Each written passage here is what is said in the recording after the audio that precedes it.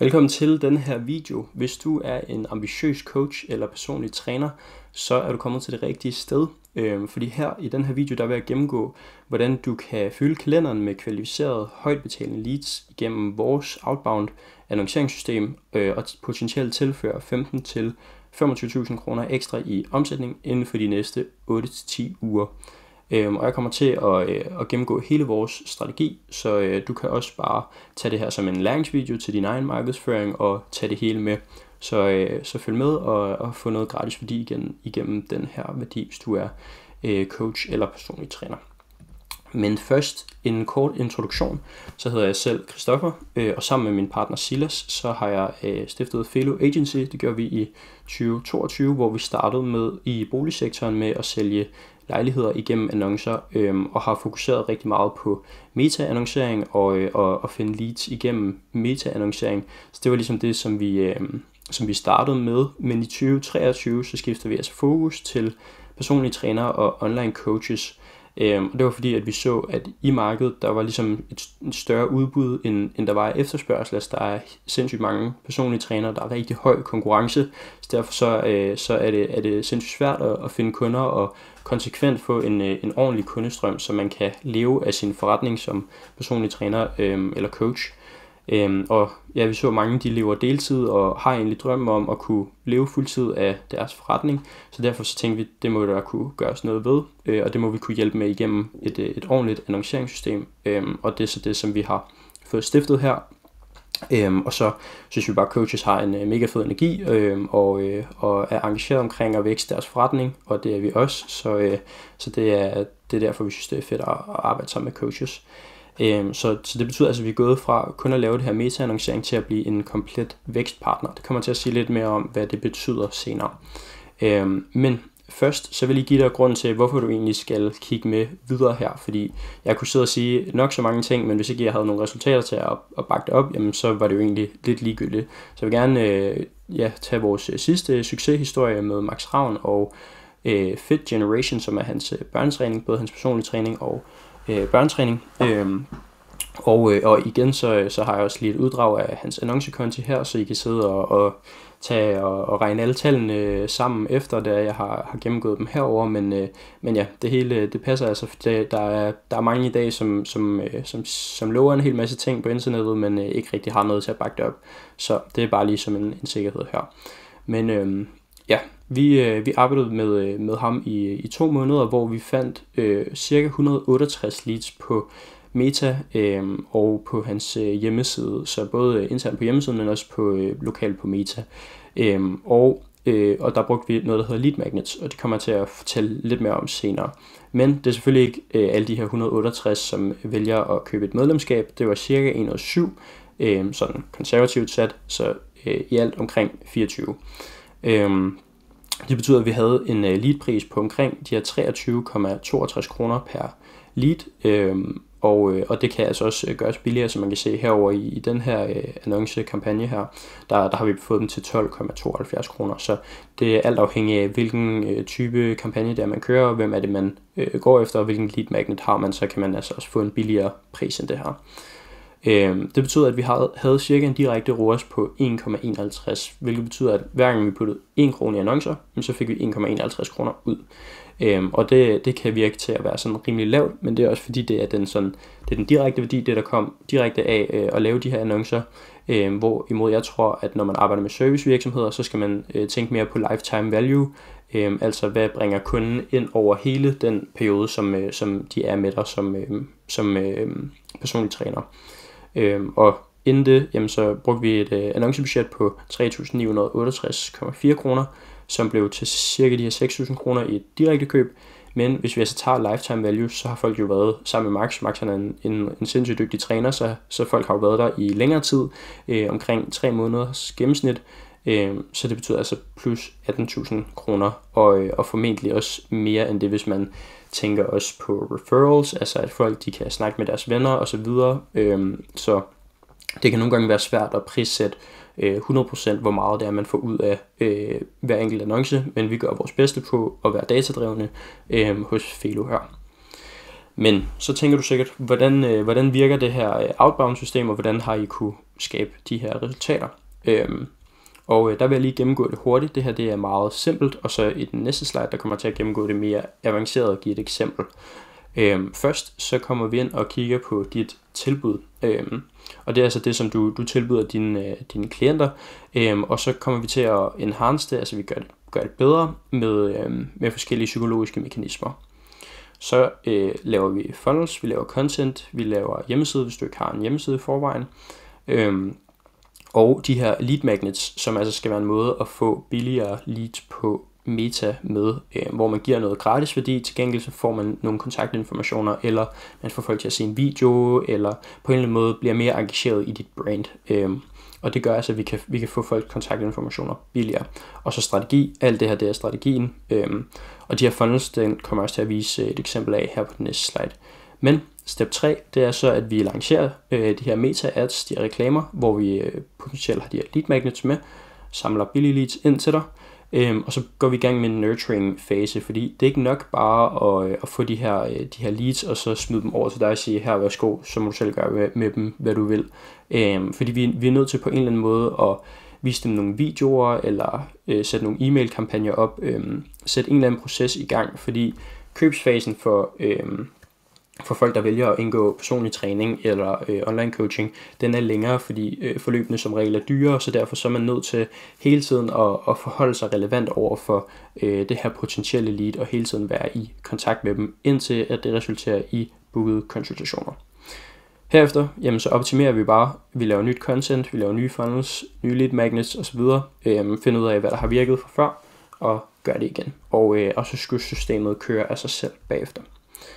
Yes. Men nu her så vil jeg lige gennemgå, det ser meget kompliceret ud det her, men bare rolig, jeg skal nok tage dig i hånden igennem det hele, men vis hvordan vi booker dine første 5 møder igennem en eksempel funnel her. Det jeg først lige vil have, at du lægger mærke til, det er den her, det er også, kan man også sige, bare et udtryk for en funnel, hvor at de her 3%, det er altså dem, som er købeklare på Metas produkter, Instagram, Facebook osv. Og det er dem, som de fleste mennesker de går efter, når det er, at de annoncerer, fordi de tænker, okay, hvis de er købeklare, så skal de jo have mine annoncer. Og det synes vi er en dårlig strategi, fordi det gør, at man får høje annoncepriser, og at det alligevel ikke altid er, at folk de er klar til at købe, og at det giver mening. Hvorimod vi tænker, at de her 97% af folk, som egentlig surfer lidt rundt, og måske på længere sigt kan være købeklare, at det er et bedre marked at gå ind i, fordi det er billigere at annoncere til dem, og så kan man give dem nogle ting, som gør, at når de kommer i overvejelsesfasen om at skulle booke et personligt træningsforløb, jamen, så tænker de på dig som den første. Og det gør vi altså gennem de her lead magnets. Og det her det er lige et eksempel fra Max's side, da vi gjorde det, hvor vi udarbejdede en guide til dig, der døjer med smerter, fordi han lavede smertefri træning. Og så lavede vi sådan en guide her med 5 fejl, du begår i din træning. Og hvis folk de altså mener, at de har fået nok værdi ud af de her lead magnets, som vi udarbejder, jamen så vil de tænke på Max som den første, når det er, at de har læst den her igennem, og potentielt egentlig har tænkt sig at gøre noget ved deres smerter og booke et forløb hos ham. Men ja, det er et eksempel på en lead magnet her. Men hvis vi skal starte fra starten af, jamen så til at starte med, så tilbyder vi en hjemmeside, for den udviklet, hvis ikke du har en der. Så kigger vi, som jeg sagde før, på dit tilbud og optimerer det med psykologiske mekanismer.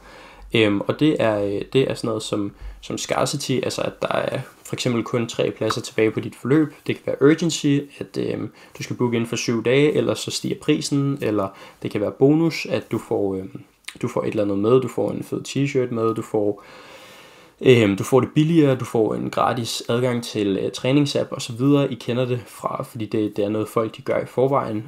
Og så den vigtigste, det mener jeg, er garanti. Fordi det fjerner ligesom risikoen fra at indgå et samarbejde med dig. Hvis du for eksempel har en af de stærkeste garantier, som synes jeg, det er, at hvis du ikke er en tilfredshedsgaranti, at hvis du ikke er tilfreds med de resultater, du har set, for eksempel i dit vægttabsforløb, så får du alle pengene tilbage. Og det er en rigtig god garanti, fordi der er faktisk ikke særlig mange mennesker, som tør at spørge om at få deres penge tilbage. Og det kan booke langt flere konsultationer, hvis man har det i sine annoncer. Fordi folk de tænker, at det fjerner risikoen ved at indgå et samarbejde med dig. Men efter det, så går vi i gang med at lave materiale på Canva, plus vi redigerer videomateriale for dig, fordi vi ved, at video det klarer sig klart bedst på Metas platform. Så derfor så tænker vi, at du som personlig træner nok også er vant til at stille dig op foran et kamera og filme nogle videoer, og hvis ikke, så finder vi også ud af det. Men der kan vi altså redigere noget videomateriale også, så annoncerne de performer bedre. Yes, og vi laver de her lead magnets, som jeg gav et eksempel på, så vi kan få de billige leads. Så opsætter vi alt i samarbejde med dig på Meta og hjemmeside. Vi har stadig brug for dig og for at du deltager aktivt. Vi kan desværre ikke gøre det hele for dig, og det er også derfor det her det er et samarbejde. Så opsætter vi det hele på Meta, får sat pixels op og så videre på din hjemmeside, så vi kan track data ordentligt. Og så laver vi simpelthen de første annoncer. Og her så laver vi A/B-testing. Det her det er bare et eksempel på, hvordan det kunne se ud. Men vi laver forskellige funnels. For eksempel funnel A her, hvor man bliver ledt hen på en hjemmeside eller bare en landingsside, hvor at der for eksempel er en VSL, Video Selling Letter. Fun fact, det er det du ser lige nu, men en video, som på en eller anden måde skal gøre, at folk de er mere interesserede i at indgå et samarbejde med dig. Og funnel B, det kan være, at det er noget, hvor vi tester noget social proof, hvor du viser en masse case studies med folk, der har tabt sig fra tidligere klienter osv. Og så tester vi simpelthen bare, hvilke funnels, der virker bedst. Og det kan vi lave med en af de systemer, som vi har købt. Og efter det, jamen, så får folk simpelthen kvalificerede spørgsmål, inden at de har booket et møde, eller i forbindelse med, at de booker et møde, for at vi sørger for, at det altså ikke er folk, som slet ikke er klar til at købe din service, der kommer og dukker op til møderne, fordi vi vil selvfølgelig gerne have, at det er folk, som rent faktisk køber dit produkt, som kommer til møderne. Når de så har booket et møde, så tror vi faktisk, at der er et step mere bagefter det. Og igen, det her det er en eksempel funnel. Det kommer til at blive personligt gjort til dit brand og den du er, og hvad der giver mening for din virksomhed. Men en confirmation page, hvor at der for eksempel også er testimonials, altså fra dine tidligere klienter, og så eventuelt en video. Det her det er noget, som vi ser, der virker rigtig godt. En video, som gør dem klar på, hvad de kan forvente på dit møde, på det her opkald. En eller anden video, der kan sætte dem i gang med nogle tanker omkring, hvad er deres tanker omkring at indgå et forløb osv. Og måske også, hvor du viser lidt af, okay, hvordan er det i den første uge, eller hvordan er det, når man starter et forløb hos dig? Fordi så har vi allerede gjort dem klar til det her møde, og til at købe dit produkt. Det er noget, der hedder pre-selling. De er ligesom i et buying mindset, når det er, at de dukker op til en konsultation eller et møde. Ja. Og det kører vi selvfølgelig bare igen og igen, det her system her, og så optimerer vi det, tester forskellige tilbud og annoncer, optimerer, tester lead magnets, og så når vi også til et punkt, hvor at vi hjælper med organisk social til at booste dit salg, fordi det hele det hænger ligesom sammen. Man kan ikke lave betalt annoncering uden også at sørge for at lave organisk materiale til både, det kan være TikTok, det kan være Instagram, Facebook osv., der hvor dine kunder de er. Men det hele, det hjælper ligesom til, at det bliver nemmere at få folk igennem den her proces, fordi de kender dig, og vi laver noget personlig branding osv. Yes, det er vores eksempel på den funnel, som vi kan lave. Igen, du kan bare tage den og bruge den, hvis du har lyst til det. Så rykker jeg lige mig selv herop igen. Yes, det betyder, at vores service, den kan være interessant for dig, hvis du enten er ny træner, og du skal have flere konsultationer og få en eller anden form for stemme i markedet. Igen, vi kan lave en hjemmeside til dig, vi kan sætte det hele op for dig. Vi skal nok tage dig i hånden og hjælpe dig med det hele. Det kan også være, at du er en mere erfaren træner, og du gerne vil skalere din forretning. Og det er en rigtig god måde at gøre med Page Social og med det system, som vi har. Måske drømmer du om at kunne ansætte og kunne få en større virksomhed ud af det her. Og det er noget, man sagtens kan gøre med Meta og så videre, fordi det er jo bare at skalere og bruge flere penge, så vækster det. Og hvis vi kan se, at systemet virker, der bliver booket møder, jamen så skruer vi bare op. Eller det kan være, at du har en enkeltmandsvirksomhed og er personlig træner selvstændig, og du gerne bare vil bruge mindre tid på markedsføring og mere tid på dine træninger, så er vi altså også for dig. Men vi forventer altså også, at du er ambitiøs omkring at vækste og kan investere mindst 2.000 kroner i annoncer den første måned. Det er lidt for at sige, at vi vil altså gerne have, at du ikke er useriøs omkring din egen vækst, omkring at hvis vi indgår et samarbejde, jamen så skal vi altså, så er det altså for at få booket flere møder. Og så regner vi også med, at du selv kan sælge dit forløb eller din træning over et møde eller telefonen. Vi slipper der ligesom i hånden, når det er, at der er blevet booket et møde, fordi vi regner med, at du er den bedste til selv at sælge dit eget forløb, da det er dig, der har lavet det, og det skal vi ikke sidde og gøre. Det giver ikke nogen mening. Og så at du er klar på at indgå et samarbejde, hvor begge parter bidrager. Det er vigtigt, at du også er klar til at give noget, og ligesom hjælpe til, at vores systemer og processer kan komme i gang. Særligt i starten kommer der til at være noget arbejde, men også fremadrettet, at det her det skal forstås som et samarbejde, og ikke en service, hvor at vi kan gøre det hele, for det kan vi ikke. Vi er nødt til at bruge informationer fra dig, og vi er nødt til at have dig til at vurdere systemet og hjælpe med at gøre det bedre. Yes. Og det betyder, at nu har du så 2 muligheder, og mulighed nummer 1, det er, at du bliver ved med at prøve på at løse problemet selv, prøve at finde kunder selv, booke møder selv, og det kan du gøre, fordi du har hele vores system fra den her video, og du kan bare bruge det, og du skriver også bare en mail, så skal jeg nok sende links til de software, som vi bruger, så kan du sætte det op, og det vil formentlig tage 1-2 måneder at få det lært, og så vil det være en dyr læringskurve. Trust me, jeg har været der. Men det er den ene mulighed, du kan, hvis du er interesseret i at få flere kunder, så kan du bruge det her system. Du kan bare skrive, så skal nok give dig det. Men der er også mulighed 2, det er at outsource det og skabe hurtige resultater. Det betyder, at vi i uge 1, der vil vi lave det her tilbud, der sælger, så vil vi få opsat din hjemmeside, lave content, design funnels, sæt pixel op, Meta Business Suite. Vi vil gerne i gang så hurtigt som overhovedet muligt, og få klaret så meget som overhovedet muligt til at starte med. Uge 2 kan du allerede se frem til at lancere dine annoncer, optimere de her funnels, og at få flere møder allerede efter 2. uge. Så optimerer vi altså de her annoncer indtil uge 4, og får skaleret op til de her 10-15 konsultationer om måneden, når systemet er blevet implementeret ordentligt. Og i uge 10, altså efter 2 måneder, så har vi også vækstet dit organiske content, og vi kan køre mere avancerede funnels, og får nu forhåbentlig konsistent plus 15 konsultationer om måneden. Det er altså det, du kan se frem til ved at outsource til os, og lade os hjælpe dig med at booke møder. Og det leder mig frem til mit tilbud, som er, at vi tager hvis du potentielt kunne overveje at arbejde sammen med os, så tager vi et lille opsætningsgebyr til at dække de her software. Som jeg sagde før, det er dyre software, så derfor så er vi nødt til at få en lille smule upfront, for at kunne dække priserne for det. Men herefter, så er det altså 100% performance pris per booket møde. Så det betyder, at du kun betaler, hvis du altså rent faktisk får møder. Og oven i købet, så vil vi også garantere, at hvis du ikke lukker de her konsultationer, som vi finder til dig, så får du alle pengene tilbage, og så giver det ikke mening for os at samarbejde. Fordi så har vi ikke været gode nok til at finde leads, eller så får du ikke lukket de her konsultationer, og så giver det ikke mening for nogen af os. Vi vil kun tjene penge, hvis du også tjener penge. Og så det her, du skal maks bruge 2 timer på at integrere vores system til at starte med. Det går rimelig hurtigt, og vi gør det sammen, hånd i hånd.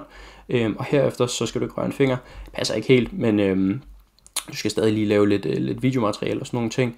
Men du skal altså ikke gøre særlig meget, og vi skal nok sørge for at optimere det her system til dig.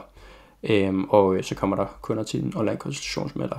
Så har vi ikke nogen bindingsperiode. Det betyder, at du kan stoppe samarbejdet lige når du har lyst, fordi vi tror på, at vi er performance-based, og at hvis ikke vi booker møder til dem, så er der ikke nogen grund til, at vi skal arbejde sammen.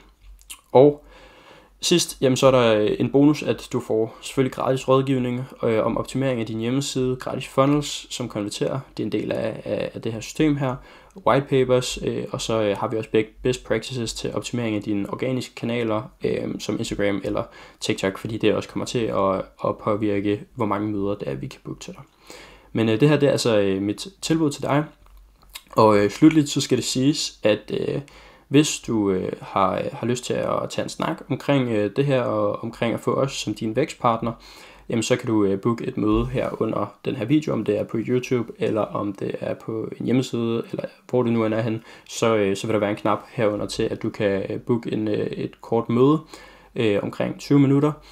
Og første møde, det er altså bare for at finde ud af, om vi passer sammen, og om vi overhovedet kan hjælpe dig. Så der er ingen forventninger der til, at der skal sælges noget eller sådan noget der. Det er bare for at finde ud af, om det giver mening for os at arbejde sammen. Og så vil jeg sige, at vi er en servicevirksomhed, så jeg har kun tid til at hjælpe omkring 4-6 trænere eller coaches hver måned. Og det er fordi, jeg vil gerne yde mit bedste til alle kunder. Så derfor så er det altså ikke sindssygt meget tid, som jeg har. Så det betyder, at hvis du gerne vil have sikret dig, at vi skal arbejde sammen, og vi skal booke møder til dig, så skal du altså få dit møde booket nu her, og så kan vi lære hinanden at kende og se, om det bliver et win-win samarbejde. Men ellers så vil jeg bare sige tak, fordi at du så den her video, og er du interesseret i at skalere, så book et møde nu, og så kan vi tage en snak om det. Hej hej.